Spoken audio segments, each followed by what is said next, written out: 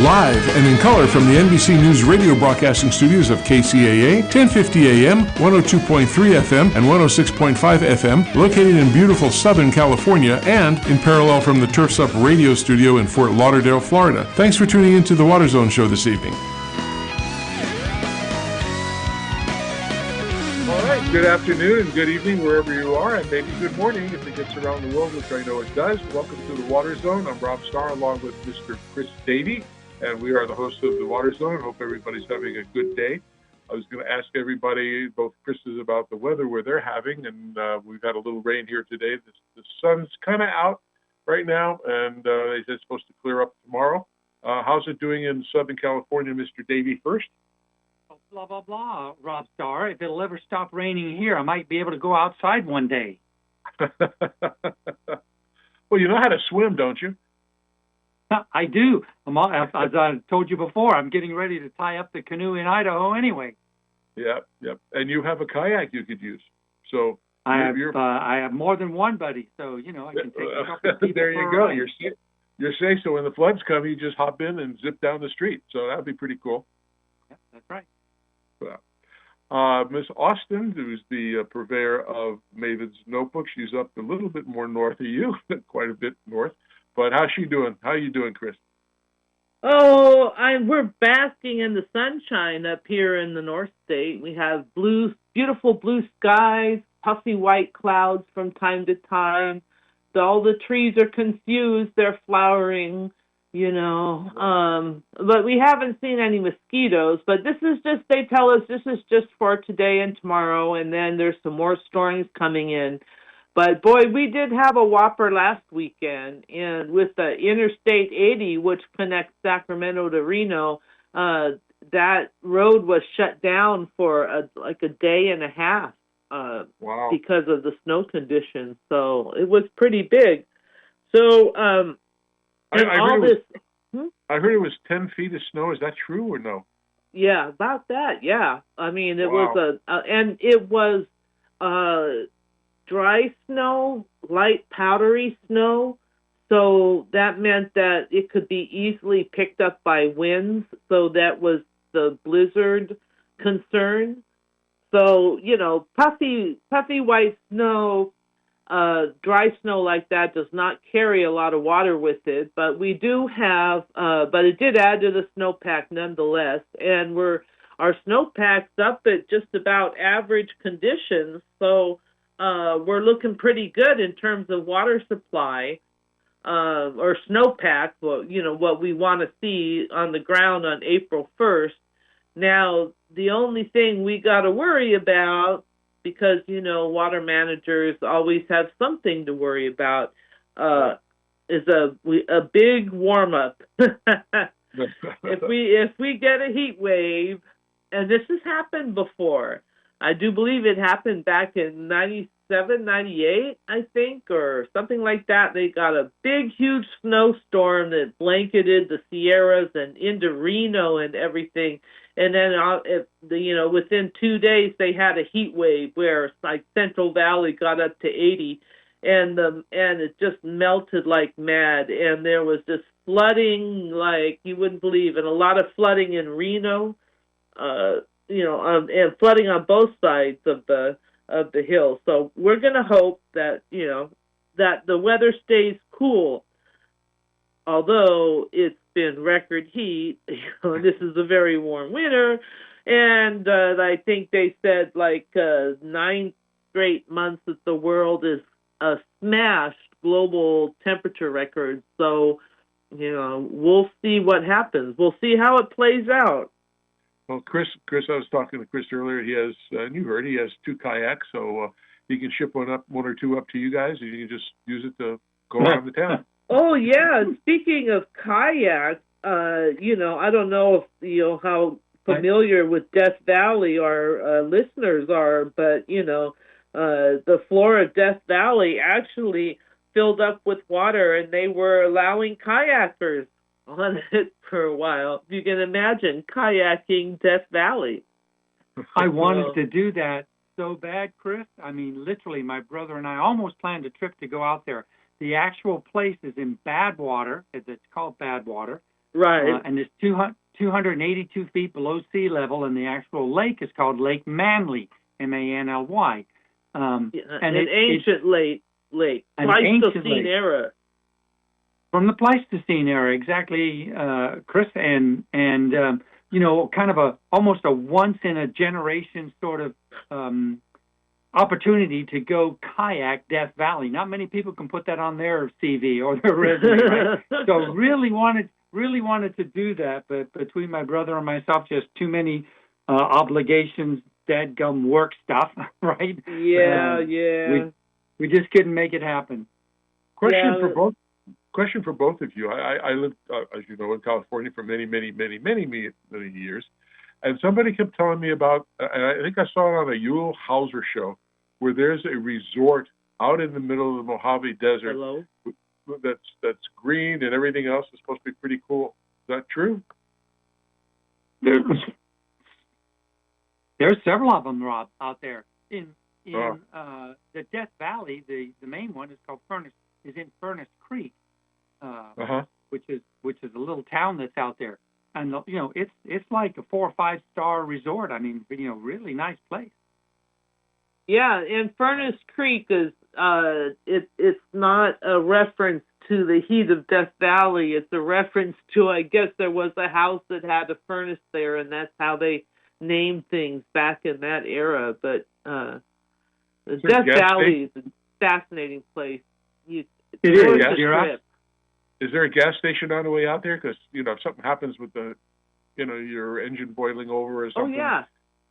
Oh yeah. There's roads, there's cities, there's services. Best time to go is actually in the winter months, because in the summer it's dreadfully hot. But you can go there, visit there any time of the year. There's ranger stations and there are services.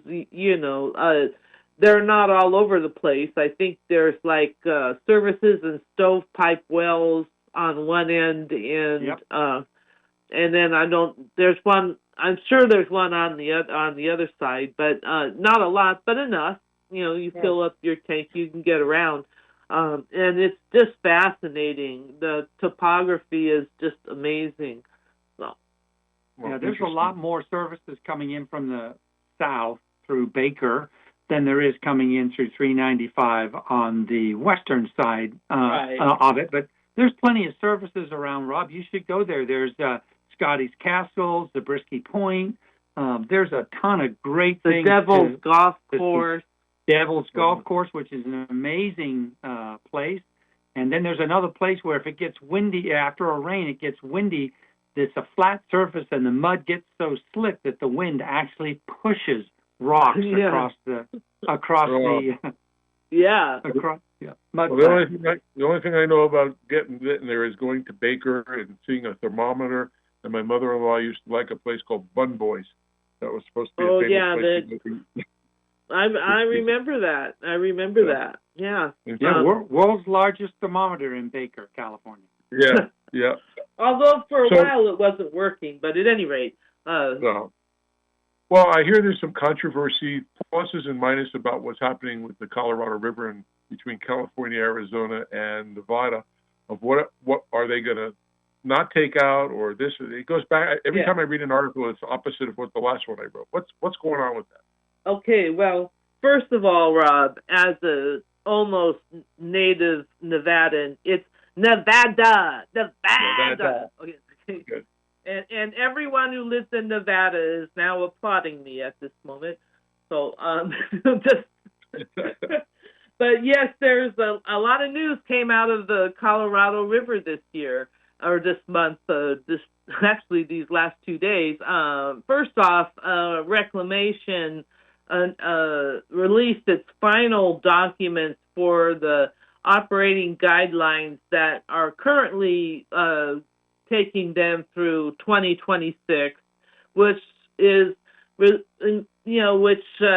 has California giving up some water, lots of people giving up water. They're getting compensated for the water they give up, so it's supremely unsustainable, but it's getting us through these next 2 years.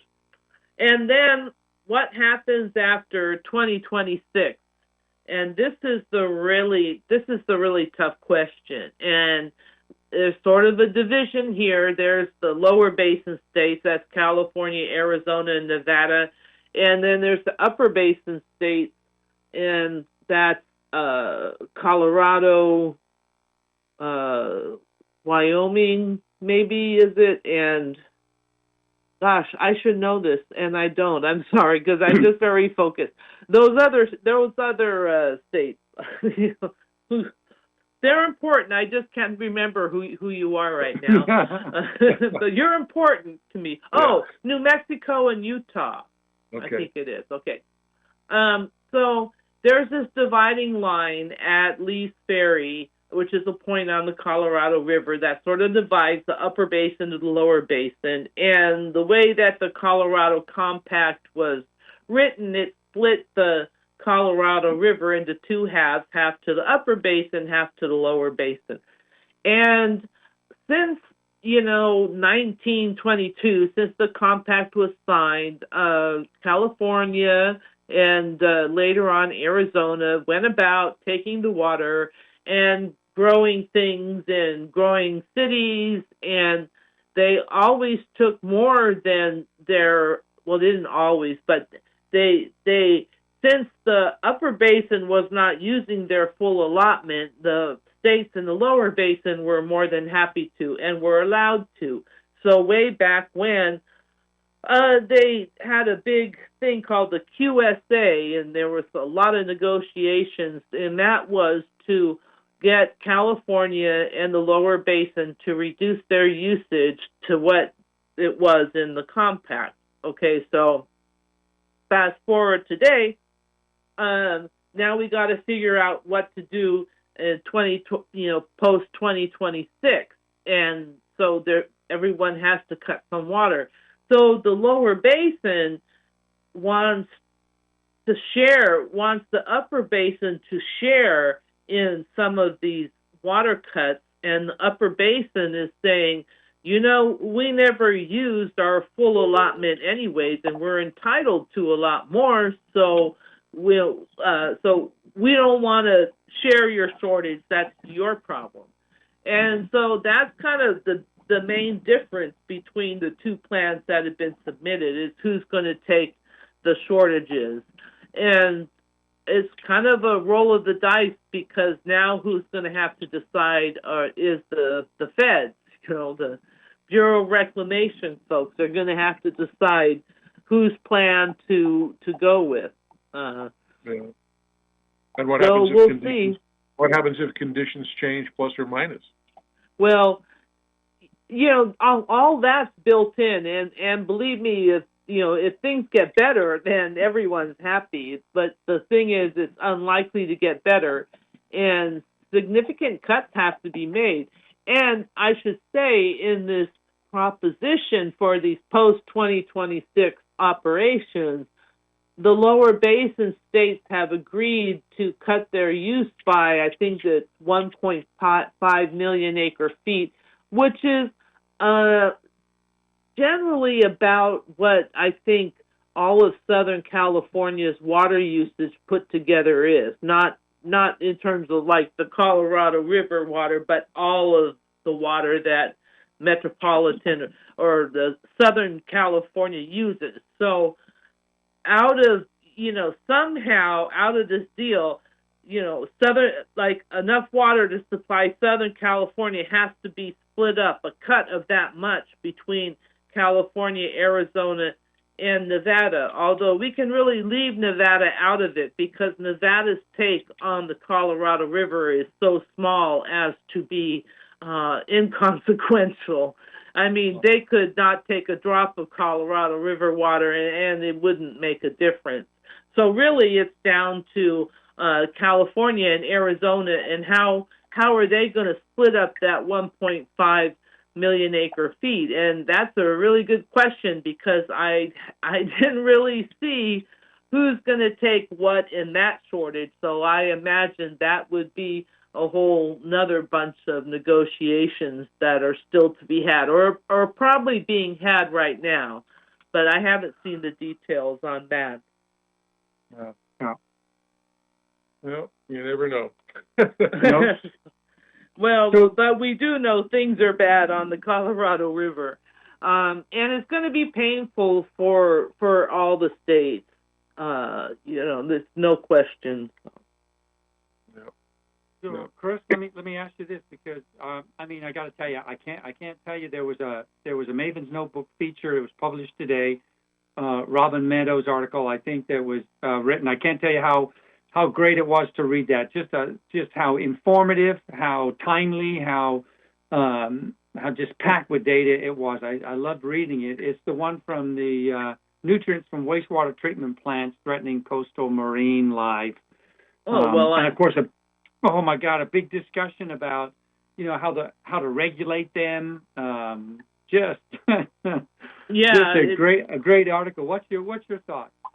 Well, this is an article that I was able to ask to be written. Thank you to my donors and sponsors, because I heard about this sitting in a meeting, and the agenda item was the state water board's priorities for 2024. And in the public comment section, a guy representing the environmentalists and another one representing these wastewater discharge facilities were kind of sparring about this. And the guy with the coast keeper, the environmentalist, was saying nutrient discharges are his biggest priority.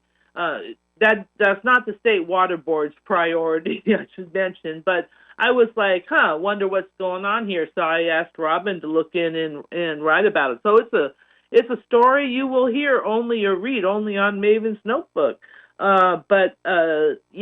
It's the ammonia and other things in wastewater discharge, human, byproducts, nutrients, and we all that all sounds so healthy. If you're adding nutrients to, isn't that good? But nutrients are really bad when they get in excess into waterways. They cause algae blooms and all sorts of problems. And so what they have discovered is that these wastewater treatment plants in Southern California, which mostly, except where they're implementing recycled water, and mostly they clean up their wastewater and discharge it to the ocean. And these discharges are altering the chemistry of the ocean in certain areas that's harmful to marine organisms, like their shells disintegrate. So there's talk they're trying to figure out, how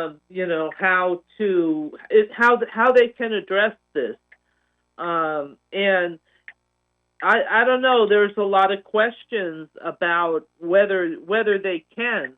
Which, my first thought on this all is, wow, the ocean's a big, big thing. And, what can one state or even one country do that can, help the ocean besides clean up our trash? I think that's my first thought. But apparently they've been doing tests in that, it does harm the environment in the near shore of the ocean. So maybe if we didn't have these discharges, then, that would be better for marine life. So they're still doing studies, and they're still, trying to see if they can be done.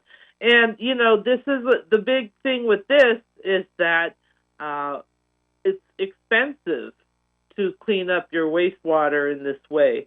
Although, maybe the answer is you recycle your water then, but although it was also pointed out somewhere along the way that if you recycle your water, there is still a discharge. Recycled water it's not zero discharge. There's something that the brine or something that's going to come with that's going to have to go somewhere. Wow. So big problem, and need some big science answers to how to fix that. And we'll have to see how we'll have to see how that one plays out. I don't know. I sit on the fence. They show studies that says it can make a difference, but on the other hand, wow, that ocean's a big body of water. Oh, So absolutely. I was also reading in your thing on this harvesting urban stormwater runoff, and I guess they would love to get a lot of these coastal cities off of regular the natural way of getting the water that comes through the systems, but do something where they can reharvest the runoff and redo wastewater reuse and the desal I guess I'd love to see some of these some of these cities become independent of their own water, but that seems it's going to take a lot of money and time to do that. And I think I didn't thoroughly read through this article. This is like a commentary, I think, from Edward Ring, but yep. I actually think he's sort of saying that you can't, that stormwater is not going to be the silver bullet to solve all of Southern California's water problems. It's and that you have to pay for it a lot. Stormwater projects are popular, but they're expensive. But certainly Southern California can do better, but I think you have to be a little realistic about how much you're really going to be able to capture and save. Well, you're just a question on your thoughts for this, because you've been doing this for a long time. So, when people are talking about planning for all these kind of things, the runoff and such, and do we need more dams and that, how far out do you think they plan? Because if something happens down the road, I know the question always comes up, well, why should we spend a lot of money when we haven't seen something really, really, really, really bad? But suppose it does happen, then what? Then we're up the creek, at a paddle. So do you think that the main thinking in the legislature is just do what we know about, or do we really prepare for a future that may or may not come to those kind of things? I don't know. Well, I don't think that that's what the legislature really does, but in terms of water planning, they are looking out. They are looking outward. If you're an agency and you're going to build a project, you have to look out to, I think, at least 25, 30 years. I think even 50. But I think that would be for environmental impact. I know water planners, especially in the big city like Metropolitan, is looking, out 10, 25 years in the future. The problem with looking too far out in the future is the uncertainty. Yes. And we have models that project these things, and we hope that the models are right, but it's really hard to plan far ahead, but water agencies do. And as a matter of fact, after the 2014 drought, in that drought, cities, the big cities like Southern California, Metropolitan, LADWP, they all had drought contingency plans. They all kind of knew what to do. Actually, Southern California was very well put together. It was some of the other areas in other parts of the state that had never considered what to do. They considered what to do if you have a year or two of drought, but here we were looking at 3 very dry years and possibly a 4th.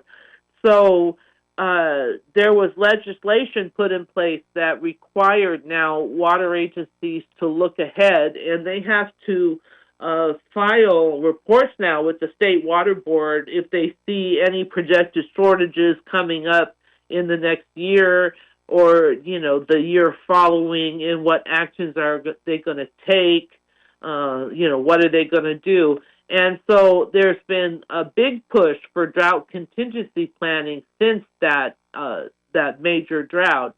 that I think has really served us in this last go round of dry years.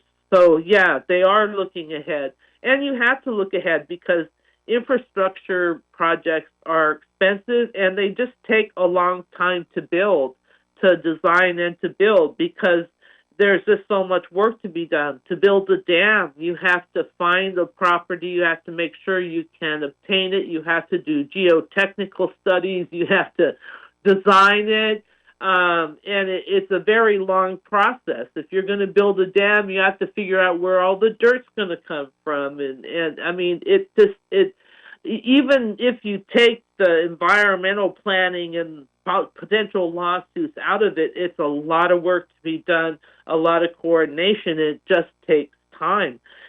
And you know, the big thing was we when you look at like sea level rise, you know, we have to be looking out at our coastal infrastructure, because if the sea level rises and the big waves come in and they wash out your wastewater treatment plant, which is often at the lowest point right in the watershed because you want gravity to pull your sewage down, right? So, so if the waves come in and take out your coastal wastewater treatment plant, well, you got a big problem. And it's not one that's going to be easily solved. And so you can't let things get to that point. You have to figure out what you're going to do. So, you know, we're going to see, I think, a bunch more planning as a lot of folks have to figure out what they're going to do, which wraps into this other story that was on the notebook today about the coastal cities thinking. Yes. And, you know, talking about the water thing, that out here in Arizona, Hughes Corporation bought up a bunch of land, and they want to build a city with 100,000 homes. And they came back with a report saying, because here you have to show that you have water. You could have water for 100 years. And they say they do. The state says, no, they don't. And so that's the big discussion that's going on here. And that's going to be interesting to see who's going to win the battle out of that. But you imagine 100,000 homes right now on empty land, and that's their plan. Well, we're running up against our commercial break. Chris, I wish, you know, we'll have to plan a session that you do the whole show, both segments with us, but we got to give it up for some commercials. But Chris, thank you very much for our listeners. You know, get all this great information that Chris publishes every single morning.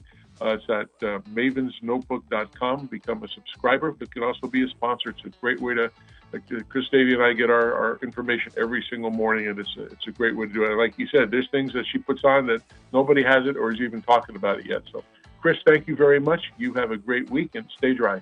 All right, you too. Good night, everybody. Good night. We're going to be back. We're going to be back with our featured guest after a commercial break, so stick around, and we'll be back in just a few moments.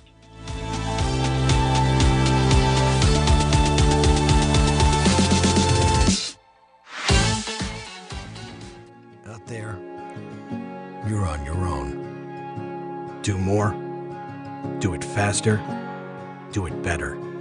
The work is tough, and building an experienced team is even tougher. The moment you've got the game figured out, everything changes. It's hard to know where you stand. But in here, you'll find your footing. It's a place that's as much a community as it is a store. A place where knowing you and your business go deeper than simply knowing your name. A place where the solutions aren't limited to what's on the shelf, and the experts behind the counter pride themselves on going beyond the call. In here, you'll find people who see eye to eye, who stand shoulder to shoulder, who work side by side to build things, great things. In here, you'll find common ground. We are Site One, stronger together.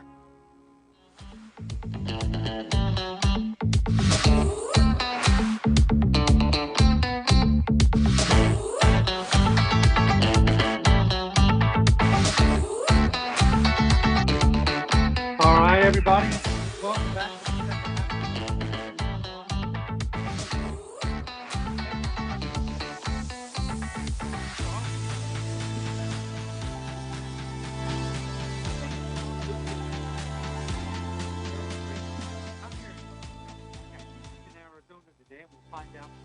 from him in just a minute.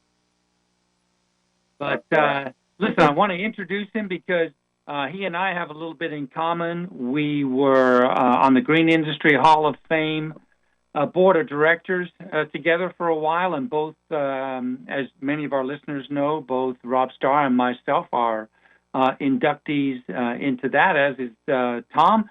So, hey, let's bring Tom onto the show right now. Tom Lucas, Performance Nursery. How you doing tonight? Tom, you may be on mute, but flip it back on so we can hear you. Tom, are you there? I guess we're waiting for him to catch up. But Tom, if you can hear us, you need to turn your mute off so we can hear you. Yeah, looks like we have Tom muted here, or I don't know if the station can fix that or not, Rob, or what, or maybe we should advise Tom if he's dialed in. He's there. He's dialed in. Maybe he needs to just disconnect and dial back up, put in the pin, and get on the live line. Tom, can you do that if you can hear us? Buddy, just click off, hang up, and redial in. Let's see if we can connect you that way. Yep. So we'll wait for you to do that, Rob. Tom? Yeah, he's still linked on, as I see. Sorry for our listeners.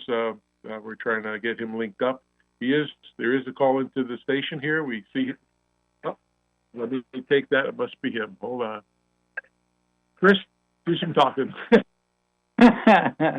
Well, okay. There's a couple of things I'll talk about because we got a couple of really great guests coming up in the next couple of weeks, Rob. As you know, we're going to have the opportunity to talk to a couple of guys from the security industry as it comes to water, and a lot of issues been coming up in the news about water security.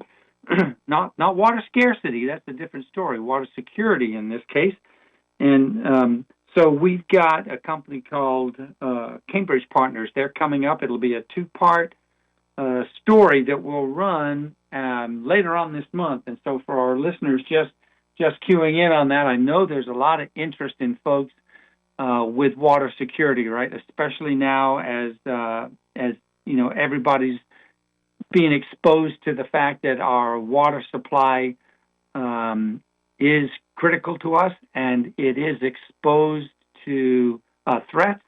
And so we've got a company coming on that's going to tell us exactly how those things can be mitigated and help us feel a little more comfortable with our water supply. Rob, I see that we've got another connection coming here. Maybe that'll help us. I still see a mute listed on that. Tom, can you hear us? Can you talk so we know you're there? No, still says you're muted. Sorry about that, folks.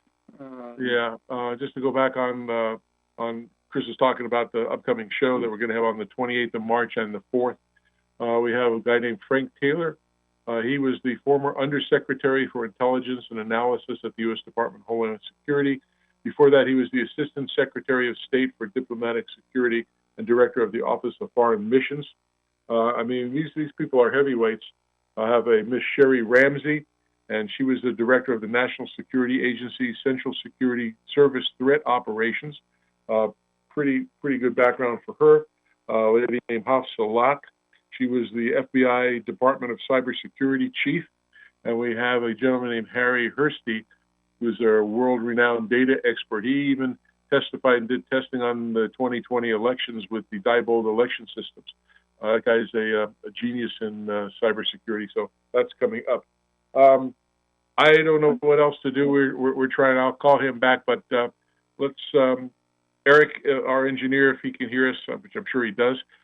We have another interview that maybe he can run for us on a company called Thrive.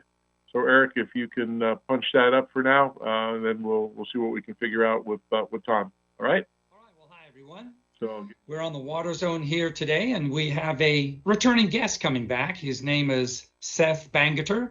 Seth is the CEO of Thrive Smart Systems. Now, we've had Thrive on the Water Zone before, and they told us about their product, the Thrive Evo, and that's their wireless transmitter and receiver. And this time we've invited Seth back to talk a little bit about, a little more in depth about the technology and installations and benefits of what's emerging to be a new segment of the irrigation industry, and that's wireless control valves. So welcome back to the Water Zone, Seth. How are you today?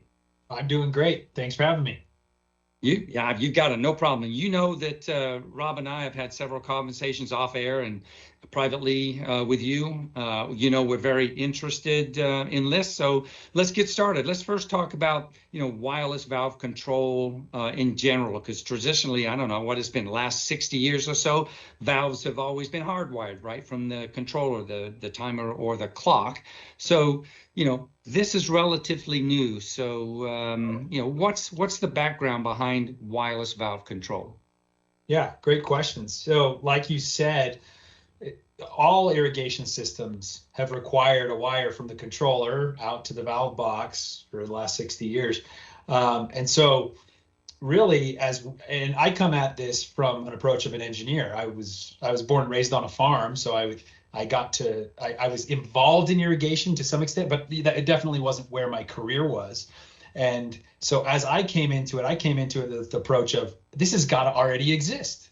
So my oldest brother, he's a landscape architect, and one day he was, I don't want to say complaining, but he was explaining his frustrations with the wires and how they had gone amok. And because of that, they were left with just a pain and a lot of lost profits. So he was explaining about that design build project, and I thought, this has got to already exist. Wireless has been around forever. So that's kind of the angle I come at it from, is I jumped into the industry thinking it had to be there. And as I began to look, I found small attempts here and there. And that's when I started pivoting my career to develop something that would do this the way my brother described. And I wasn't alone. I had a great team from the get-go that we had met in college, a bunch of friends. So anyway, that's kind of how I came at it. And then, over the years, I learned that there really wasn't anything on the market that could be a plug-play solution that makes any controller wireless. And so that's the angle that we came in at. So what were and are the alternatives to your device?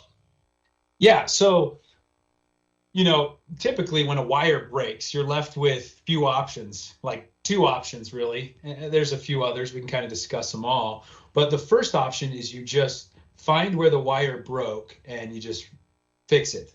Now, if it was that easy, then everybody would just always do that. But they have tools for that. They have wire tracers, and there's companies that specialize in finding where that break occurred. And if you have a well-trained technician, they can get really good at that.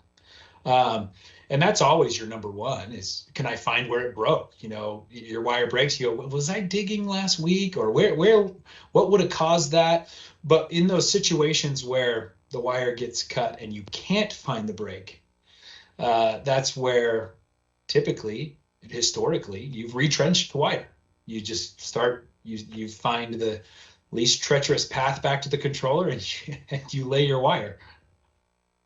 And all contractors generally don't want to do that. I mean, because they got to dig up again. You've got plants that are going to have to be dug up or disrupted or whatever the case might be. I mean, for a contractor, that's just more work, right? Which means more cost. Exactly. Hardscapes are a hard pass. If you're going to have to go through asphalt or go long distances or through obstructions, it gets really bad. And then not to mention that anything you do dig up, you got to come back and replace those pavers or replace the plants or the shrubs or the grass or whatever it might be.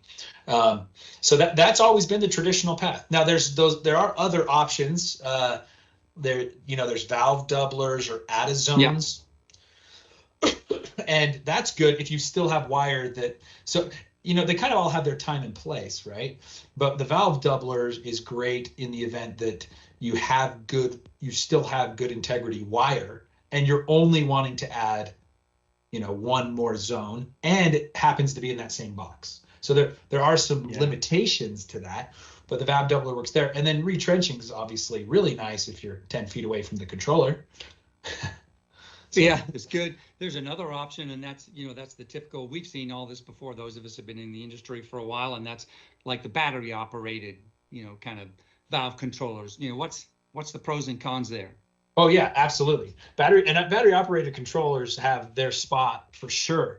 I think the best place to use a battery operated controller is when you have a wire issue, and these large companies have teams that they put in their queue. So in other words, a wire gets cut, they want to fix it, but they're not going to get to it for 2-3 weeks. You got to keep it green, throw in the node, and then when it comes up in the queue, we'll come back and we'll fix it properly, by retrenching that wire. Other good applications of battery operated controllers would be sites that have zero control. They never had a main controller, maybe like a garden in the backyard, or kind of a remote location that you don't, it's not technically water management. In fact, that's one of the cons of battery operated control. It's not a good water management tool. It's a good keep the grass green tool, or keep things alive, but from a water management perspective, you lose capabilities that a central controller would provide.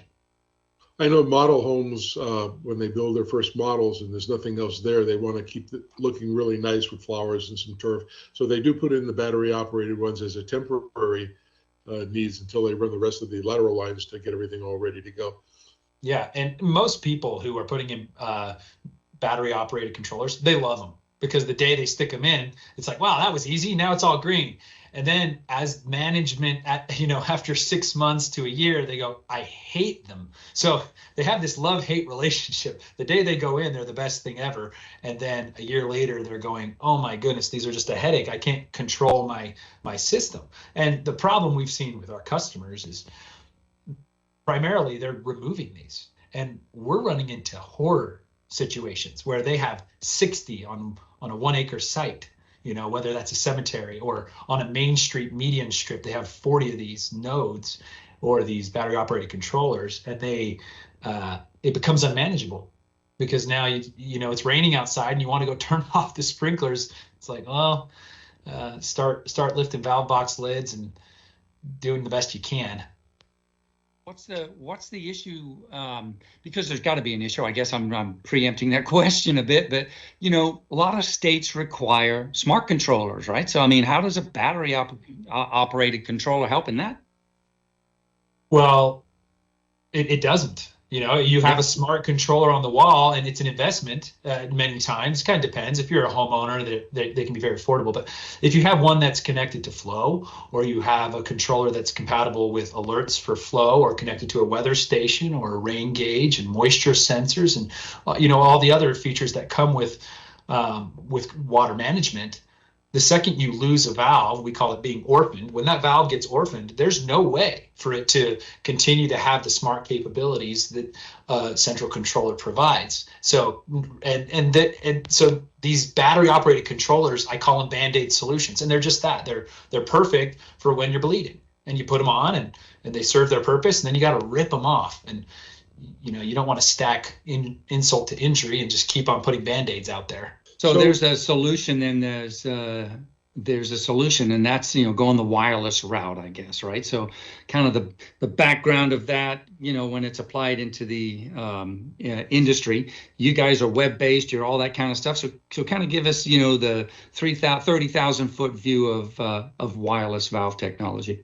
Yeah. So the way wireless valve technology works is it comes with two devices. One device mounts next to the existing irrigation controller, and it can, in our case, and really, we're really kind of a lone wolf currently. And I know that there's a lot of conversation out there of wireless. It's bubbling up to the surface, but currently this is the only product on the market that you can just go buy, plug, play. So I kind of just speak to my device as the only device, but there are others. I know Hunter just released or announced that they'll be releasing one. But anyway, so our device comes with two parts, and what you'll do is you'll just mount it next to your controller. You plug in up to 4 stations, and then it will receive the 24 volt signal that all controllers give. It will receive that into the transmitting device. That's going to switch it to a wireless protocol, we use, it's called LoRa radio. So it's in the 900 megahertz band, and it will then send the signal out to the receiver. Now, the receiver is mounted to the underside of the valve box lid.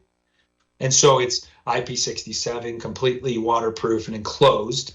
And so it's underneath that valve box lid, and it'll receive the signal, and then it will turn on DC latching solenoids. So it's no longer an AC operation, it's a DC operation. And the distance between those can be, we advertise 200 yards through any obstruction. Meaning we're batting 1,000 at 200 yards. We want people to, when they think, is this a good product for this application? We want them to go, is it within 200 yards, ignoring all obstructions? Yep, it's a good candidate. Now there's situations where, if you're in a deep basement of a parking garage, or, there can be nuances there, but with line of sight, it could be farther. So, but that's kind of what you're looking at from a wireless capability standpoint and how it functions. Compatible with any controller, compatible with any valve, 200 yards is what's advertised. Do you find you have problems with the installers when they don't understand the difference between AC and DC latching solenoids and what they have to do first to set the valve correctly? I've had a problem probably with every aspect of irrigation. People call me saying your product's not working, and I find out the main line's not turned on, or I find out that there's other issues. There's a break in the pipe or things like that. But in terms of the AC DC, I've had a few calls in that regard.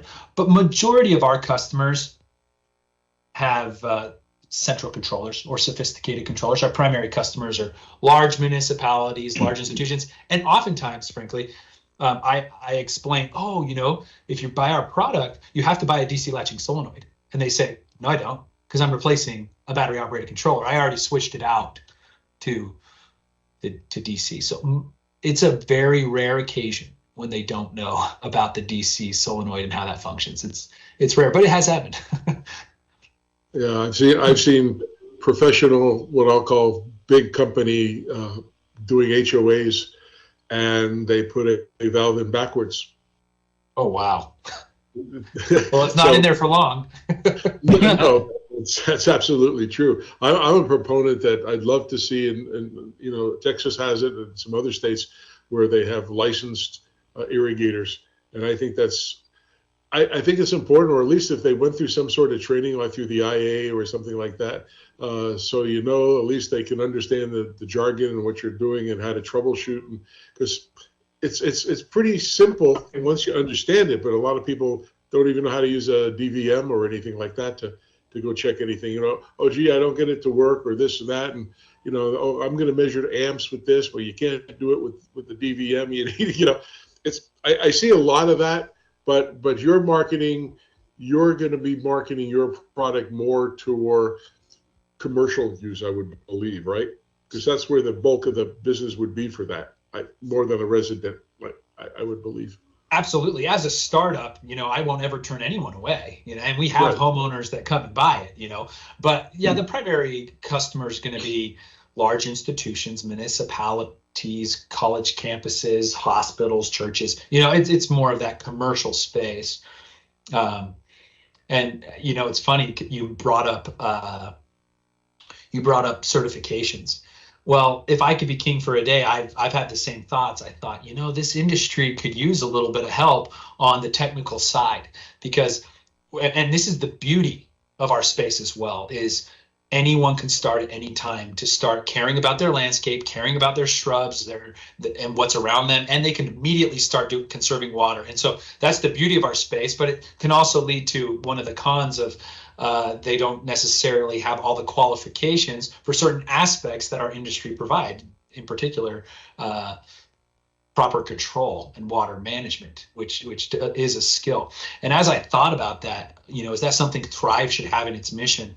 I kind of thought, and I could be wrong here, but over time it will fix itself, because technology keeps advancing and people are going to have to learn the technology. You just think about how they use their phones now, from the tech all the way through the whole organization. It's different than it was 15 years ago. Oh, absolutely. I think what you said is extremely important. I think what goes with that is understanding the irrigation system itself and the maintenance of that, because most people, they turn it on just like everybody says with smart controllers. Oh, you set it and forget it. The cons of they don't necessarily have all the qualifications for certain aspects that our industry provide, in particular, proper control and water management, which is a skill. And as I thought about that, is that something Thrive should have in its mission? I kind of thought, and I could be wrong here, but over time it will fix itself, because technology keeps advancing and people are going to have to learn the technology. You just think about how they use their phones now, from the tech all the way through the whole organization. It's different than it was 15 years ago. Oh, absolutely. I think what you said is extremely important. I think what goes with that is understanding the irrigation system itself and the maintenance of that, because most people, they turn it on just like everybody says with smart controllers. Oh, you set it and forget it. And that's not really true. And that's only one part of that may be the engine. But if you got clogged nozzles, or you have broken lateral pipes, or you have low head drain, I go down the list of, you have a valve that with a little piece of grit that's underneath the diaphragm, so it's not shutting all the way. I mean, that whole thing of maintenance is just as important as knowing about water management, because you can't have water management if you don't have a system that's in operating condition. Yeah, and landscapes are dynamic. To think that they're static and that they're not changing, which is, I'm kind of referring to your set it and forget it mentality. Yeah, that works for 3 weeks or 2 weeks, and sometimes not even that, depending on where you live. And it's not always a set it and forget it situation. Yeah, we've had a number of guests on before talking about licensing, education, training, certificates, that sort of a stuff, right? And as you can tell from Rob's comment there, it's an important one to us. I mean, other trade industries.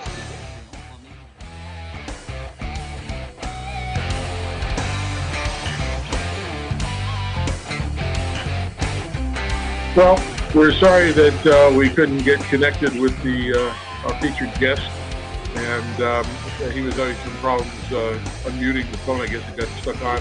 He was connected to the station. We saw him loud and clear on our board, but couldn't get him. Couldn't get his phone off the mute part. So we're going to try to have him back for next week's show, and we thought we'd play this recording that we're going to do for next week on this company Thrive, and we'll talk more with them as well. And we do appreciate you sticking around for that. Sorry about the technical differences, but sometimes that happens. It's sometimes magical when it happens, right, Chris? Yeah, absolutely.